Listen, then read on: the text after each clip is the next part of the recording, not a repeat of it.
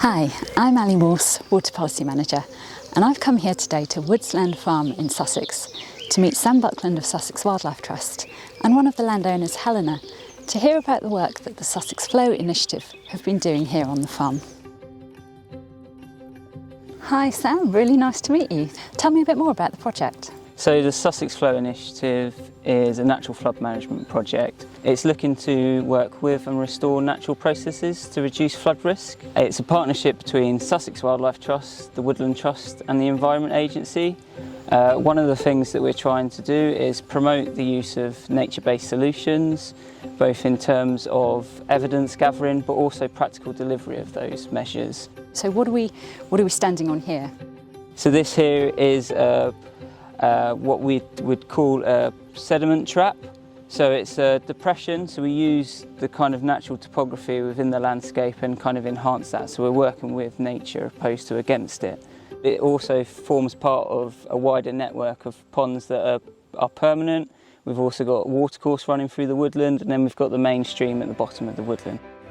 So we're another one of these little scrapes in the landscape here, a little bit smaller than the last one, but this one's got water in it. Yeah, so prior to creating this pond here, the land would naturally grade into the track, so all the surface water would just be flowing straight across the track and be washing it away. So every year the farmer was having to come out and rebuild the track.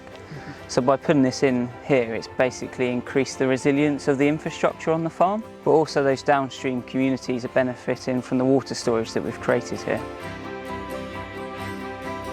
And this scrape is quite different to the others in that it's not just taking water from the land, but it's also taking flow from the river. So how does that work? So what we've done a small cut-in into the bank to enable water in those high flows to come out onto the floodplain. The water's going to flow in, fill up this scrape, and then once this is full, it's going to flow on further on down into the second scrape and then on into the floodplain woodland that we've got down at the far end. And also benefits biodiversity as well. You mentioned that landowners are generally quite happy to have these kinds of schemes on their land. By reconnecting that river to its floodplain, water's going to come on more frequently at those lower flow rates.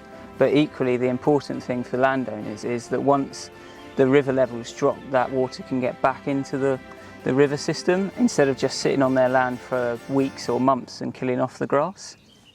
So on a number of the sites that you've worked at, you've also been able to install leaky dams, and they're one of the natural flood management features that a lot of people might sort of first think of when they think about NFM. So how do those work?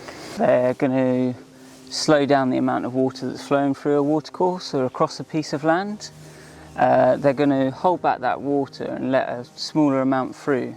So in essence, they're reducing that peak flow, so the high flows to those downstream communities, but they're also increasing the time that water takes to travel through the landscape.